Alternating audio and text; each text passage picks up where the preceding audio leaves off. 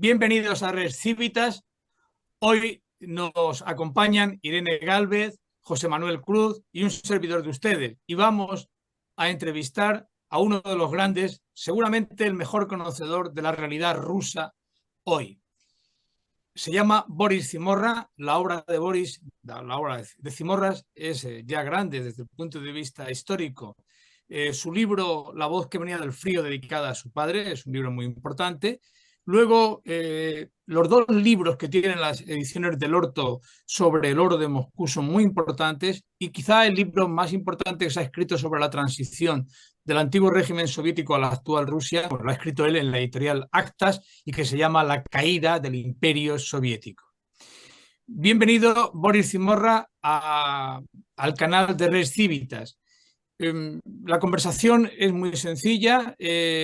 Yo inicio, hago esta presentación, que ya está hecha la presentación, anuncio a los que nos vean en este canal que ya haremos otras sesiones contigo para hablar de cada uno de tus libros y especialmente de la caída del Imperio Soviético. Pero ahora le cedo la palabra a José Manuel Cruz para que te haga las preguntas que considere oportuno, naturalmente, sobre lo que está sucediendo en la guerra en Ucrania, la invasión de Rusia en Ucrania. José Manuel, tuya es la palabra. Hola a todos, muchas gracias a don Boris Zimorra por acompañarnos. Y yo le voy a hacer, o sea, como es la primera pregunta, le voy a hacer una pregunta un poco general, ¿no? En los medios de comunicación aparece mucha información sobre Rusia, muchas noticias. Yo le preguntaría si lo que se dice en los medios de comunicación se corresponde a lo que usted sabe y lo que usted conoce sobre Rusia. Y si no es así, ¿cuáles serían las falsedades, imprecisiones u omisiones más importantes que puede haber en relación a la situación de Rusia? Muy buenas a todos. Muchas gracias por invitar a esta reunión. Bueno, voy a intentar también responder un poco generalmente. Prácticamente todo lo que yo veo en los servicios, en los medios, tanto audiovisuales como en la prensa, en 95%, según mi opinión, no coincide con la realidad de lo que está pasando. Lo único que veo que hay mucha propaganda, se juzga al proceso tan complicado que intenta iniciar y todavía no se ha iniciado ninguna negociaciones, sino preparativos para ellos, del presidente de Estados Unidos, Donald Trump, para intentar parar esta guerra. Y luego llegar a un acuerdo negociando por ambos lados, tanto Ucrania como Rusia, un acuerdo que lo que intenta hacer Donald Trump, que sea justo, siempre lo ha dicho en todas sus intervenciones, ante y durante la campaña suya de la elección del presidente, y luego justa y duradera, que es también muy importante. Esto quizá lo que más importa a Zelensky, porque él también siempre lo resalta, que sea duradera. Bueno, pues lo que intenta hacer Trump es preparar el terreno, no para negociar él, ni con Ucrania ni con Rusia, el plan bueno, el acuerdo, sino preparativo para que se sienten al final tanto Zelensky como Putin, que hasta ahora ni uno ni otro lo ha dicho que está dispuesto. Por eso veo por primeros pasos que está haciendo el gobierno, bueno, el propio Trump, es hablar con Putin por teléfono y para ver cómo están los ánimos ahí en el Kremlin, qué respuesta a su pregunta de que está usted, señor Putin, dispuesto a sentarse con Zelensky a negociar. Ahí sale lo que sale, un pequeño tweet del que ya se ha hecho una propaganda, que solo por llamar Trump a Putin ya ha vendido a Ucrania porque no se puede hablar con Putin. Y luego, paralelamente, mandó Trump a Ucrania y luego a la Comunidad Europea, a Ucrania un ministro de Defensa y luego a la reunión de famoso este formato de Ramstein, a sus pesos pesados, como el vicepresidente y secretario de Estado, para hablar ahí de este asunto, de cómo entramos y cómo hacemos para que estos dos presidentes en guerra se sienten a hablar. Pero ya en la prensa lo que vemos que tanto esta reunión de Ramstein como esta reunión con el ministro de Defensa en Ucrania, que no lo ven como preparativos, sino ya dicen que quieren apartar a Comunidad Europea de las negociaciones. No quiere negociar con Ucrania, sino con Putin. Y luego cuando aparece otro hecho, que es una reunión previa, cuando una delegación rusa y una delegación, una delegación rusa va a Arabia Saudí y ahí se encuentra con una delegación de Estados Unidos para hablar de lo mismo, de lo que estaban hablando en Europa, en Múnich en Ucrania, ¿cómo sentar a todos a hablar? Bueno, pues este hecho, yo he visto solo que la reunión en, en, en Arabia Saudita, que es ya negociación directa con rusos, apartando Comunidad Europea y apartando a Ucrania. Hombre, es que yo... Ya saben mal, perdona, Boris, perdona que te interrumpa, parece que ya saben más los periodistas que los propios que están planificando el alto el fuego. Irene, tienes la palabra. Hola, un placer estar con vosotros. Yo quería preguntarle a Boris, vamos a ver, después de lo que ha explicado, para una persona, porque como hay tanta propaganda, tanta información que nos saturan, pero no realmente cosas coherentes, alguien que realmente no se quiera informar y que desconozca el contexto histórico y demás, ¿qué le aconsejarías o qué le sugerirías para acercarse y entender por qué Rusia invadió Ucrania? ¿Por qué hay estas tiranteces con la Unión Europea, con las negociaciones y negar que, como muy bien decía, cómo se va a llegar a un acuerdo si no se sientan todos a hablar? Entonces, una persona que realmente ahora se quiera informar bien, ¿por dónde le orientarías para que se pudiera informar y poder distinguir tanta propaganda y tanto querer conducir la información por un determinado carril, que no responde a la realidad y a la complejidad de la situación? Vamos a ver. Primero, lo más primerísimo es irse a ver los hechos. Los hechos y intentar interpretar estos hechos, porque sobre el plan de Trump sobre llegar a un acuerdo en Ucrania, sobre parar la guerra, no sabe nadie, menos Trump y su equipo y la gente más cercana a él. ¿Cuántas veces le han preguntado durante la campaña electoral, cuando ya fue elegido el presidente, cuando ya ha entrado en Casa Blanca, cuál es su plan?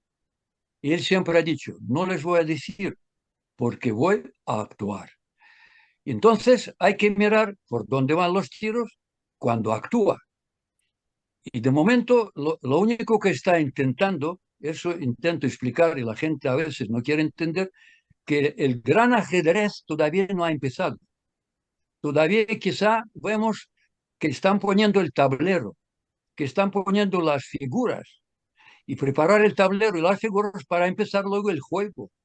Pero la gente confunde todo esto y piensa que ya está Trump negociando con Rusia cómo rendir a Ucrania, y en Ucrania también hay que comprender un poco a Zelensky, porque yo también sigo la prensa ucraniana, etcétera, porque entiendo ucraniano, que es muy parecido en muchos casos al ruso. Una campaña que se ha creado ahí, que al pueblo ucraniano ya han dicho que está vendido, que ya no hay nada que hacer.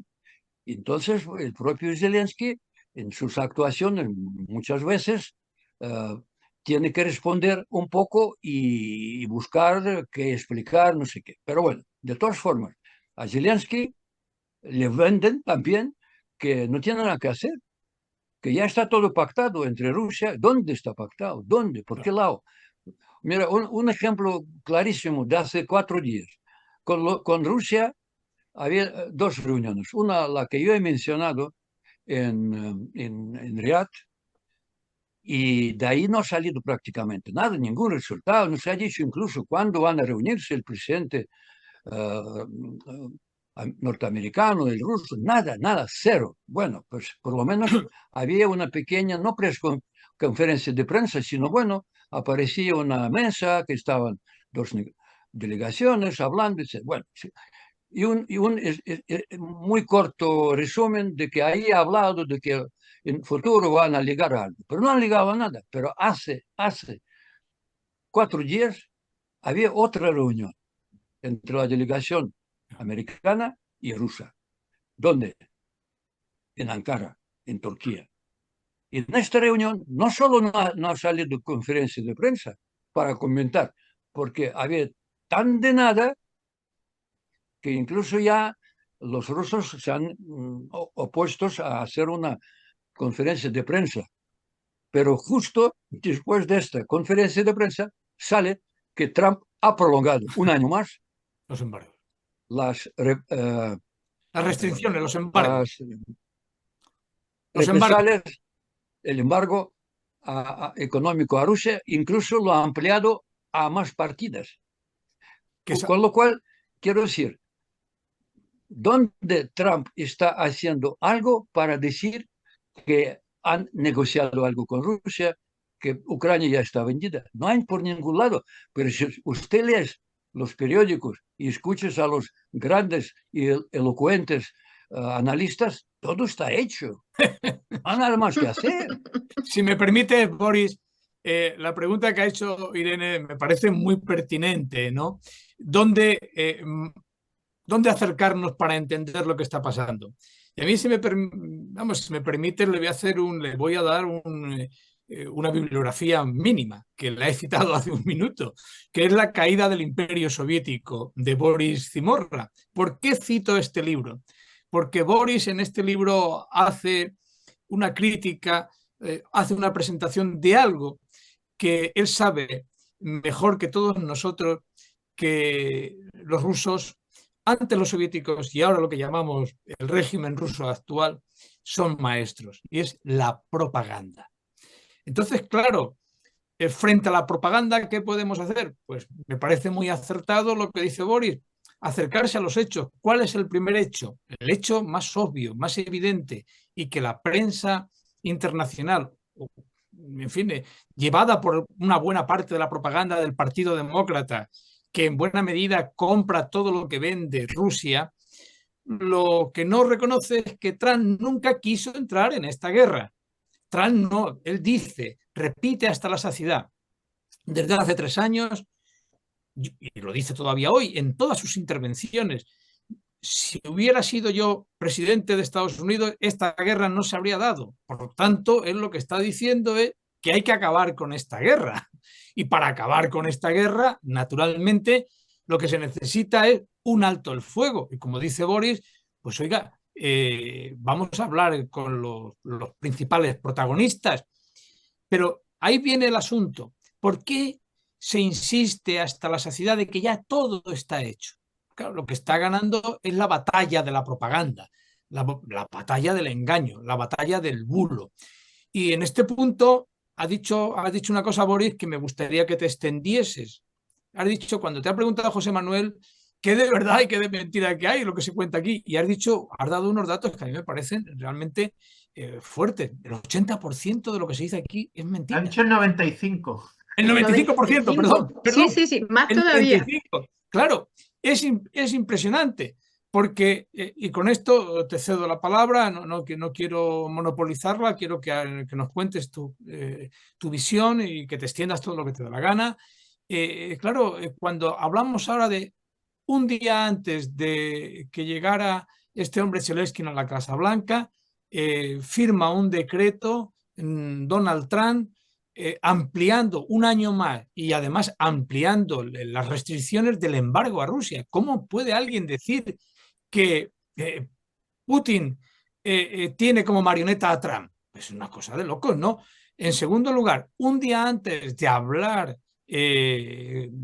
por teléfono Trump con Putin, lo que ha hecho es rehabilitar el programa de préstamos y arrendamientos, que eso significa, la ley Linux-Lipset, significa una presión muy fuerte contra Rusia para reconstruir Ucrania, ¿no? Es decir, es una ley muy importante. Claro, ¿cómo se puede seguir diciendo, como se está diciendo aquí en España, en toda Europa, ya está todo vendido? Esto es algo de locura. Y por eso me gustaría que pudieses extenderte un poquito más en lo que es la propaganda rusa, en colaboración muchas veces, de modo tácito, con el Partido Demócrata, que lo único que quiere es deslegitimar el plan que tiene Trump desde hace 3 años. ¿De acuerdo, Sí. Boris? Bueno, vamos a ver. El problema es que hay fuerzas en todo el mundo, y más que nada, tanto en Ucrania incluso, en Rusia por supuesto, en Estados Unidos no olvidemos que, bueno, casi la mitad de la población votaba a Biden y a su futura presidenta, que ayudaban a Rusia, a Ucrania durante 3 años, de tal manera que nunca pudiera ganar.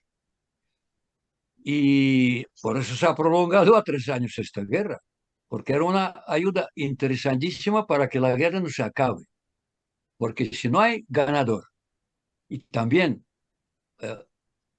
y esto he escrito algunos artículos, donde Biden no solo estaba ayudando a Ucrania gota a gota con armamento en momentos muy, muy difíciles para Ucrania, les quitaba, incluso cortaba todo el suministro, porque cuando empezaban las ofensivas ucranianas y se estaba viendo que iban ganando el terreno, etcétera, les paraban el suministro de armamento. Por otro lado, directamente él y su equipo, y decía incluso muchas veces, pero por sus hechos se puede ver, que tampoco quería de alguna manera que gane Rusia de momento, porque en el Congreso en el Congreso norteamericano había una fuerte mayoría entre demócratas y republicanos que sí querían ayudar a Ucrania, que querían que Ucrania gane esta guerra, pero Biden no lo quería. ¿Por qué? Quería que la guerra prolongase por varias razones, que no entra ahora en ellos, estratégicos, tácticos, debilitar a Rusia más, no sé qué, pero él sabía que cuando más se prolongue la guerra, más pierde Ucrania, porque tiene mucho menos recursos. Y como todos los recursos militares de Ucrania dependen de Estados Unidos, bueno, en parte de la Comunidad Europea, entonces él tiene la llave de quién gane y quién no. Y a él parecía que 3 años todavía es poco. Fíjense, 3 años, una guerra en el centro de Europa, que la famosa Segunda Guerra Mundial ha durado solo 4 años, en que estaban implicados un montón de países. Y aquí solo 2 países, 3 años machacando unos a otros, y además sin ninguna posibilidad hoy en día de que ninguna de las partes puede ganarla. Y eso lo que Trump ha visto ya hace tiempo. Él ha visto cómo ayuda Biden a Ucrania y cómo ayuda a Rusia, gastando el presupuesto norteamericano absolutamente en vano, porque no se ve cómo se puede ganar. Y entonces, como es un pragmático, que es un hombre que ha prometido a su electorado, a la gente que le va a votar, que va a acabar con esta guerra, porque nadie sabe hoy en día a dónde puede parar. Si se sigue así, no sabemos nadie. Y entonces, ha prometido que lo va a hacer, y cuando empieza a hacer primera de sus promesas electorales, recibe una crítica, un linchamiento brutal. Bueno, si con esto vamos, y que todavía no han empezado las negociaciones ni entre Zelensky y entre Putin, yo no sé a dónde nos quiere llevar la propaganda. Por tanto, quiero decir, hay que atenerse a los hechos. Hay que ayudar a que se firme la paz en Ucrania. Con esto vamos a hacer un magnífico apoyo y una magnífica aportación y así defendemos al pueblo ucraniano más que todas estas críticas que de momento estamos oponiendo contra Trump, porque no hacemos con esto ninguna buena labor para ayudar a Ucrania. Y, por otro lado, quiero decir que no hay que confundir las cosas, no hay que confundir ¿cómo decir?, la retórica, porque muchas veces empiezan a sacar la retórica de Trump, porque no lo saben cómo negocia Trump, no cómo es el Trump, porque ¿quién ha leído su libro bastante famoso, que era bestseller en Estados El Unidos, que arte se llama de negociación. El arte de negociación? ¿Quién ha leído? Casi nadie, ¿no? Entonces no saben que Trump es un gran negociador y sabe hacer cortinas de humo, lanzar el pulpo del calamar, como ha dicho bien algún amigo mío, para despistar, pero luego hay que saber, y para eso hay que saber, hay que leer, hay que mirar y hay que seguir para ver qué está detrás de esta cortina. ¿Qué está detrás? Detrás está lo que está preparando a ambos lados para que se sienten, y que él quiere ser neutral, él quiere ser árbitro, él quiere ser negociador. Él ha dicho eso muchas veces, que él no va a negociar directamente con nadie nada. Él lo que quiere hacer es sentar a ambas partes enfrentadas, y que hasta ahora nadie, ni el anterior presidente del gobierno de Estados Unidos, ningún líder de 50 y tantos que forman Rammstein, nadie ha intentado parar esta guerra, sino ir calentándola, manteniendo el fuego, que el desgaste les importaba por lo visto poco, pero cada vez hay menos ucranianos, menos rusos, menos ucranianos y rusos jóvenes, están sacrificando por otros lados, por una guerra absurda que no puede ya llegar a ningún sitio. Había algunos momentos, pero no se ha producido, y entonces están eliminando el futuro de cada país. Y Trump, un señor pragmático, un señor con ciertos valores cristianos, porque cuando yo le veo hablar, no de la subida de factura de la calificación, porque por las sanciones a Rusia se ha subido el precio de gas o de petróleo, no sé qué, no sé cuánto, y la gente dice, bueno, ¿qué me da esta guerra en Ucrania? A mí no me importa, a mí me importa que siga fluyendo el gas ruso más baratito, etcétera. Y él dice, no, no, es que está fluyendo la sangre de rusos y la sangre de los ucranianos. Y dijo una frase que le ha hecho críticas tremendas, por lo menos por la parte incluso en Ucrania, por lo menos, que dijo, y rezo por los dos, por por los dos los pueblos. ucranianos y por los rusos, como buen cristiano. Si me Bueno, permite, pues ahí estamos. si me permites, Boris, y te dejo la palabra a José Manuel, es cierto que siempre Trump distingue entre el pueblo ucraniano y sus dirigentes políticos y el pueblo ruso y Putin. Siempre lo distingue. Y esto no es de ahora, sino de siempre. Y me alegro que lo recuerdes. Adelante, José Manuel. En nuestra última conversación con el general Dávila nos comentó que una guerra es muy fácil empezarla, pero luego muy difícil terminarla. Y claro, es que viendo todo lo que está pasando, incluso el famoso incidente del pasado 28 de febrero, se me han venido a la cabeza dos ejemplos anteriores que explican un poco la dificultad de esto, ¿no? Uno es la guerra civil en Irlanda, después de la Primera Guerra Mundial, cuando, bueno, Michael Collins, como representante del IRA, se reúne en Londres con el gobierno británico, acepta un acuerdo por el cual se parte Irlanda, ¿no? Y ese acuerdo no se acepta en Irlanda de tal manera que Michael Collins al final, pues, le hacen una emboscada y lo tirotean los suyos propios por haber firmado ese acuerdo. Y lo contrario, lo que pasó en la famosa reunión de Camp David II entre Yasser Arafat por la OLP, Ehud Barak y el Lomo Ben Ami por Israel y Bill Clinton de anfitrión, en que Yasser Arafat, en vez de firmar lo que le ofrecían, que posiblemente era el mejor acuerdo que le habían ofrecido a los palestinos en muchas décadas, lo rechazó bajo el argumento de que si yo firmo esto, pues a mí me matan allí, ¿no? Es decir, muchas veces el problema de firmar o no firmar es cuál es el estado de opinión de la ciudadanía en relación a posibles cesiones que en toda negociación hay que hacer, porque hay que hacer cesiones en toda negociación inevitablemente. ¿Cuál es su percepción de cuál es el estado de opinión de la ciudadanía en Ucrania y Rusia respecto a una posible paz y respecto a lo que se prevé se prevé, que no se sabe, pero lo que parece que se dibuja es ese acuerdo en el que, digamos que Rusia se puede quedar con el Donbass y Crimea y a partir quizá Ucrania no entrar en la OTAN, sí en la Unión Europea? Esa base de eso que es lo que el esbozo que parece que puede ser el futuro, ¿cómo se ve en la opinión pública de cada uno de esos dos países? ¿Cuál es su percepción si hay forma de saber cuál es la percepción de la ciudadanía en relación a ese posible esbozo de paz?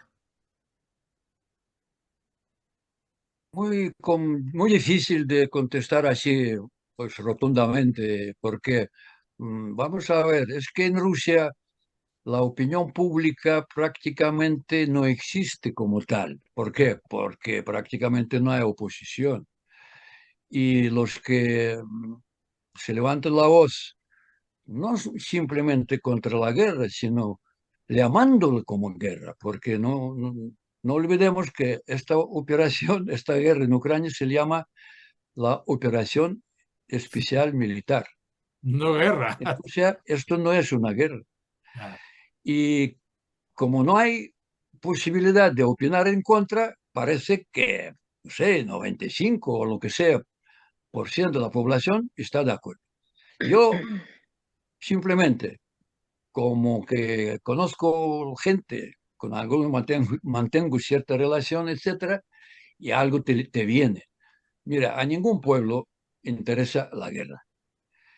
Y aunque todavía el pueblo ruso no está sufriendo mucho, ni las sanciones que han puesto a Rusia, ni mucho menos, y que Rusia pueda aguantar varios años más con esta guerra, yo creo que en Rusia, que si se llega a un acuerdo, todos estarían contentos, desde luego. Ahora, luego, más patriotas o menos patriotas, bueno, dirán que, bueno, pues no pasa nada, que tampoco Donbass es una cosa sin la cual no puede vivir nuestro país, que tiene un territorio, ya no me acuerdo cuántas veces, pero por lo menos 20 veces es más grande que Ucrania, supongo. Quiere decir, olvidarán pronto. Y Putin, yo creo que también lo entiende, e intentará en esas negociaciones ceder algo para vender de que para qué fue un precio tan alto de pagar. Bueno, hay cálculos diferentes, pero bueno, hablan de 500.000, 600.000, 700.000 bajas en vidas humanas, material militar, etcétera.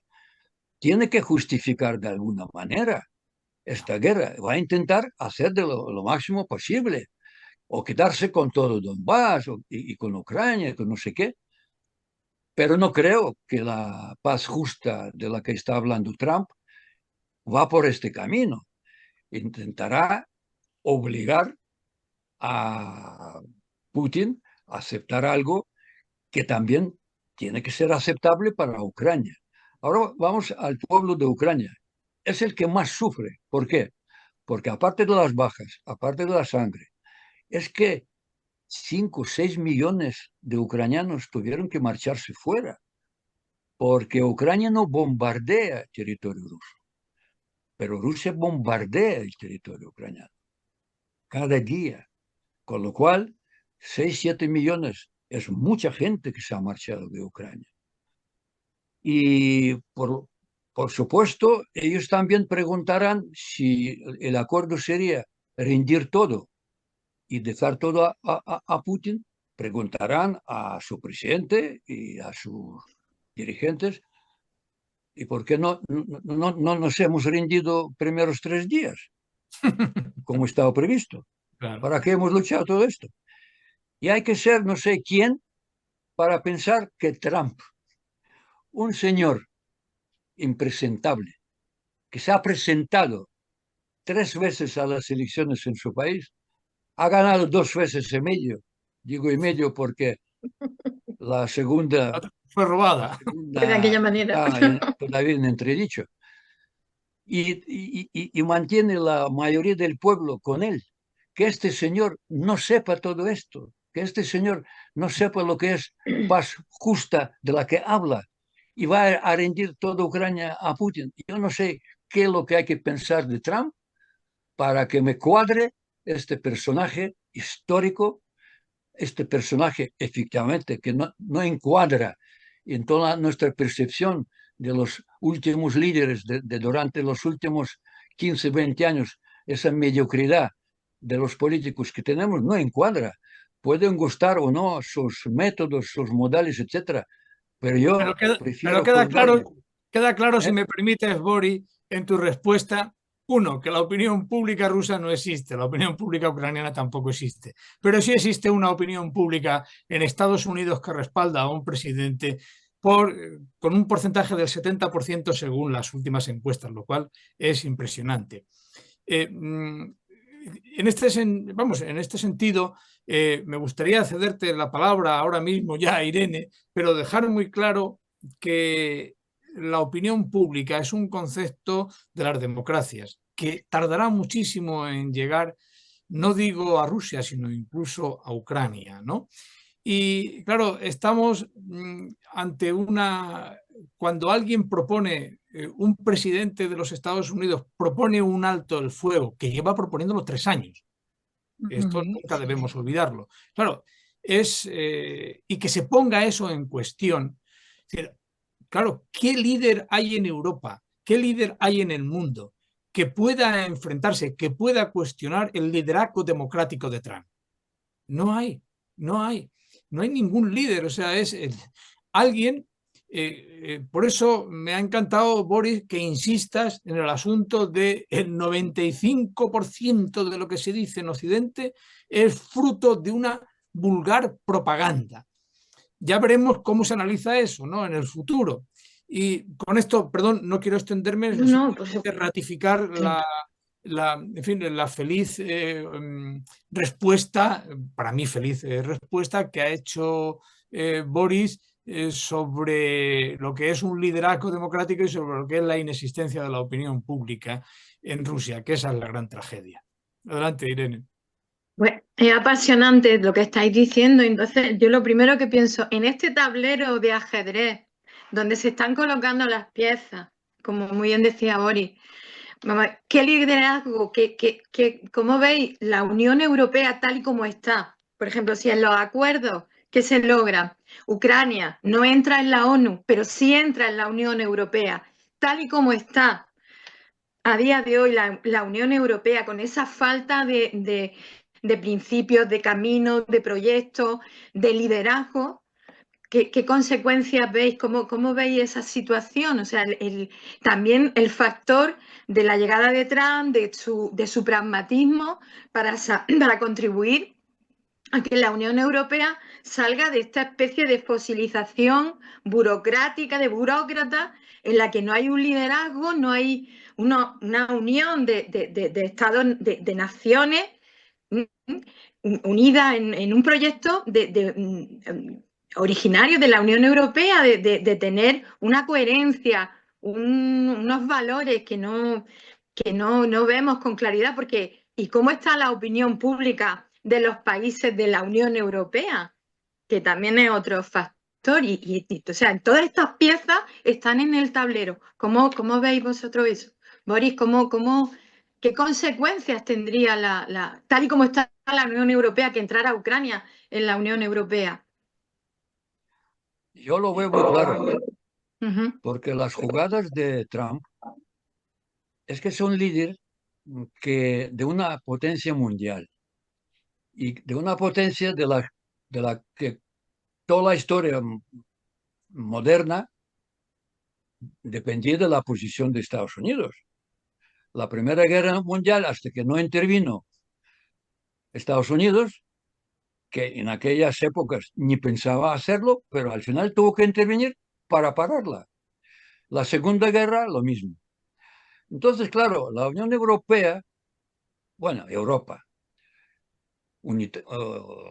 unitaria o como queramos, que no es tan unitaria, mejor dicho, que no es tan unida, que ha crecido y fue fruto también, y desafortunadamente se lo olvida, que después de la Segunda Guerra Mundial fue Estados Unidos, que no solo han participado en esta guerra, con sus muertos y con sus héroes, sino que después de la guerra ha inventado un plan Marshall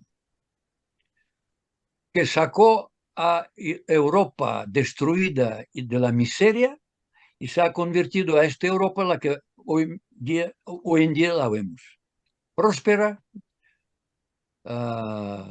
boyante, hasta tal punto que pueden discrepar unos con otros, olvidar muchas veces de qué es la Europa comunitaria, pero bueno, eso ha hecho Estados Unidos de América. Lo digo, lo recuerdo del plan Marshall simplemente para decir que lo que está ofreciendo ahora, y está muy criticado otra vez, es el plan de inversiones de Estados Unidos en Ucrania bajo el nombre de metales raros. Pero no solo de los metales raros se habla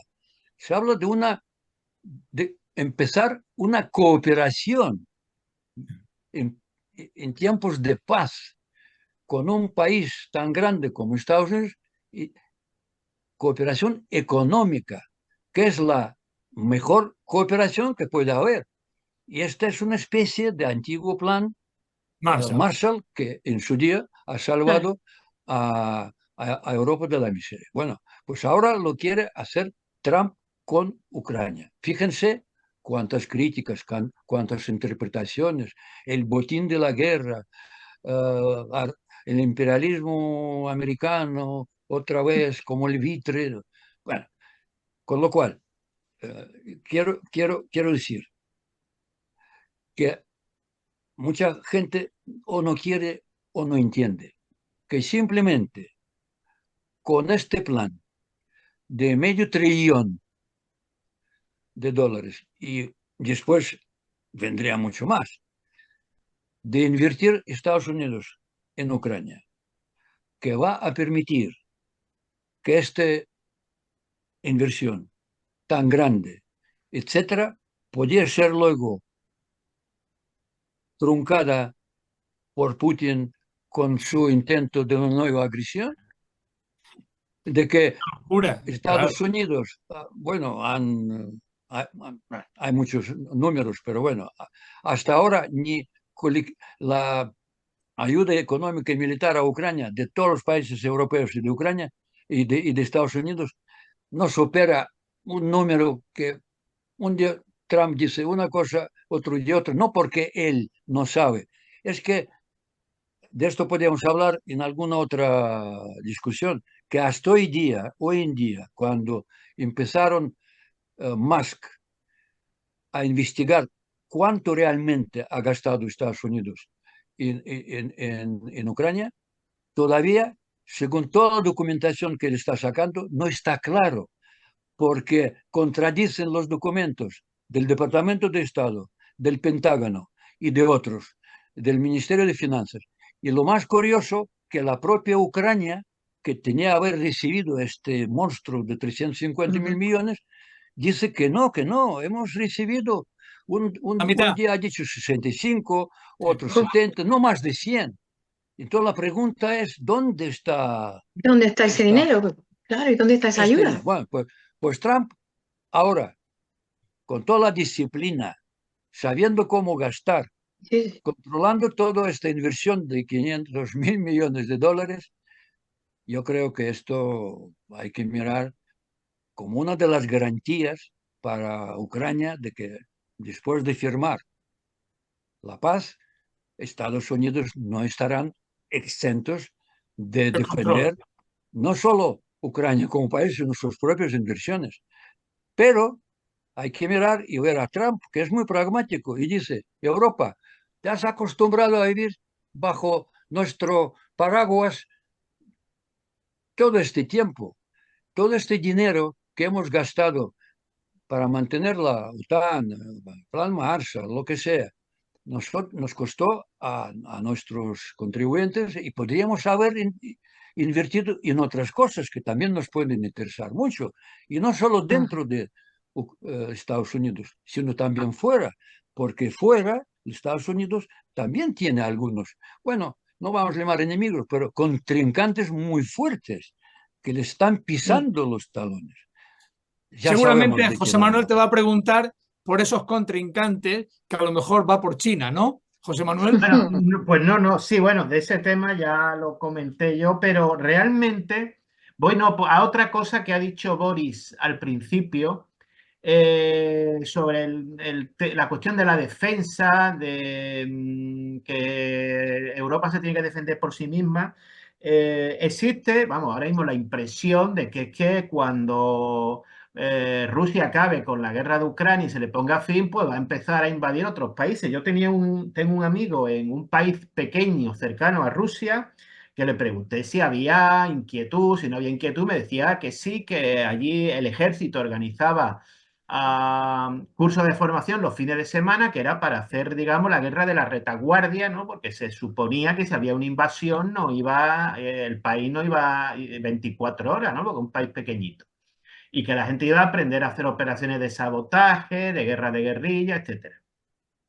Y ahora mismo todo el mundo está pues queriendo invertir cientos de millones, cientos de miles de millones de euros para a comprar armamento como nunca, porque es que pues, Rusia es una amenaza, ¿no? ¿En qué medida eso es cierto? Es decir, ¿en qué medida desde el Kremlin se pretende iniciar o no una política expansionista o esto realmente no estamos empezando a... ¿Es un delirio? ¿Es una realidad? ¿Realmente no es algo que no existe ahora mismo sobre la mesa de un posible plan expansionista en los dirigentes del Kremlin? Sí, ¿no? ¿Qué podemos saber al respecto? Vamos a ver, no digo yo, dijo Putin Putin lo dijo. varias veces en diferentes foros, intervenciones e entrevistas. El más cercano podría ser el famoso reunión en Múnich. Fíjate, siempre aparece en Múnich en 2007, cuando dijo textualmente que él no va a tolerar de que, bueno, que según él, que la OTAN se acerque cada vez más a Rusia y que él va a luchar contra esto. Y dijo que hay que volver a las fronteras si no me engaño la memoria, a 1997, lo que quiere decir que cuando todavía ningún país de ex bloque socialista ha entrado en la OTAN. Entonces, ya desde 2007 ya vemos los objetivos bueno, del presidente ruso, etc. Eso dijo él, no yo. Con lo cual, siguiendo lo que ha dicho, además ha dicho seriamente. Lo que pasa es que la gente y el mundo no entiende una cosa, porque si es así, ¿por qué todo el enfado y todo el cabreo se ha centrado en Ucrania? Porque como hemos visto durante esta guerra que se ha producido, hay dos países que no estaban en la OTAN y país como Suecia, era un país que 200 años era un país neutral, ha entrado en la OTAN. Y Finlandia, que tiene una frontera con Rusia, no sé, cerca de 1000 kilómetros. Quiero decir, con la entrada solo de Finlandia, la, la, la, la frontera, bueno, el frente, entre comillas, de OTAN se ha alargado a 1000 kilómetros, pero no ha pasado nada. Eso parece que se ha tragado en el Kremlin. ¿Pero por qué por Ucrania? ¿Por qué entra en la OTAN? ¿Qué ha pasado con Ucrania? Pues esta es la pregunta a la que yo intento contestar, no sé si es cierto o Yo le no, pregunté al que general Dávila, le No, pero está pregunté, muy le perdona, pregunté, Sí, le pregunté en la anterior, precisamente por eso, le hice ese mismo razonamiento y dije si podía ser concebible que realmente la preocupación de Rusia se centraba en el Cáucaso y que el Donbass lo que está haciendo es proteger al Cáucaso. No sé si No, puede ir la cosa por ahí o no. No, yo creo que eh, siguiendo la lógica del presidente ruso, de que no quiere tolerar que el occidente se acerque más y más a Rusia, si seguir su lógica, que prácticamente, no, bueno, sí, se han protestado, pero con la entrada de la Finlandia y de Suecia parece que no ha pasado nada, pero con Ucrania sí, hasta que inventó esta guerra. Porque esa guerra, una de las cosas que se ha hablado, que Rusia no va a permitir que Ucrania entre en la OTAN. Entonces, ¿por qué? ¿Por qué? ¿Qué pasa con Ucrania? Pues yo creo que esto va más allá y también ha dicho Putin en otro foro o en otra entrevista que él quiere resucitar el imperio ruso. claro. Habló del imperio en las fronteras de Catalina II. Quiere decir, no solo lo que está al este, pero también al oeste. ¿Por qué Ucrania? Porque Ucrania es una pieza muy importante, porque sin Ucrania no No habrá hay imperio. imperio. Y mientras él sigue dominando de alguna forma todo lo que es a su este, los países asiáticos de la ex Unión Soviética, sigue controlando a través de los regímenes que son muy ligados al Kremlin. Claro, en la parte occidental se han escapado casi todos y los que quedaban, Ucrania y Moldavia, quizá, ¿no? Y Georgia, pues bueno, Georgia es un poco más al sur, pero bueno, esos tres países, pero más que nada Ucrania. Sin Ucrania no hay este imperio eslavo. Si me permites, Eslavo. Boris, antes de cederle la última palabra, vamos, la última pregunta que te va a hacer Irene, y agradecerte tu asistencia porque ya estamos acabando tenemos el tiempo justo. Me alegra muchísimo que digas que Ucrania es la pieza fundamental en la política expansionista de Putin. Y para eso, si me permiten también, si me permiten, voy a volver a recomendar tu libro La caída del Imperio Soviético. Ese libro sobre la transición, la gran transición que hizo Boris Yeltsin y que pues, frustró Putin. En la caída del Imperio Soviético hay dos cosas que a mi juicio en este libro magnífico, a mi juicio escrito por Boris Zimorra, hay una cosa que me quedó siempre muy clara, que la Unión Soviética no hubiera sido posible sin Ucrania y que la caída de la Unión Soviética no hubiera sido posible sin la marcha de Ucrania. O sea, Ucrania es el elemento central para una política de carácter expansionista.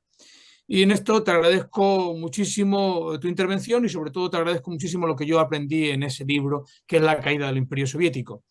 Y finalmente, también, antes de hacer la pregunta que haga Irene, también me alegra muchísimo haber aprendido en tus artículos una cosa importantísima, que cuando alguien dice de modo así, en fin, ya Rusia ha ganado la guerra, siempre leo en tus magníficos artículos, Rusia no ha podido ganar la guerra, porque si una guerra se valora en función de qué objetivos tenía el primer guerrero, y aquí los objetivos de Putin eran arrasar Ucrania en una semana y desnazificar, cambiar el gobierno y además poner un gobierno títere a nuestro servicio. Todo esto, si eran los objetivos de Putin, se puede decir que ha fracasado. Nada más, muchas gracias y cedo la última pregunta a Irene Gálvez.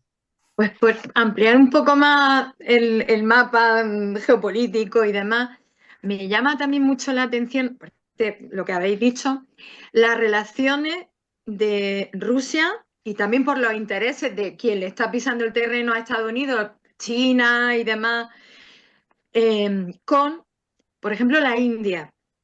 Porque en los últimos años, cada vez que si Xi Jinping iba de visita a la India, Putin iba de visita a la India. Es decir, en todo este tablero de ajedrez, que me parece que es una imagen que nos hace entendernos a todos, esta situación, a entenderlo con más facilidad. Una vez que, es decir, tenemos Ucrania es la pieza central, pero también, ¿cómo ves, Boris, las relaciones de Rusia, tanto con la India como con China? ¿Eso cómo podríamos enfocarlo? Perdón, una última cosa. El ministro de Defensa indio, o sea, es que visita en el año 2021, 2022, 2023, 2024, el ministro de Defensa indio yendo a Moscú. Es decir, ¿cómo podemos entender, qué podemos pensar de todo eso? Muy buena pregunta y es quizá para un coloquio más, pero bueno, voy a intentar resumir.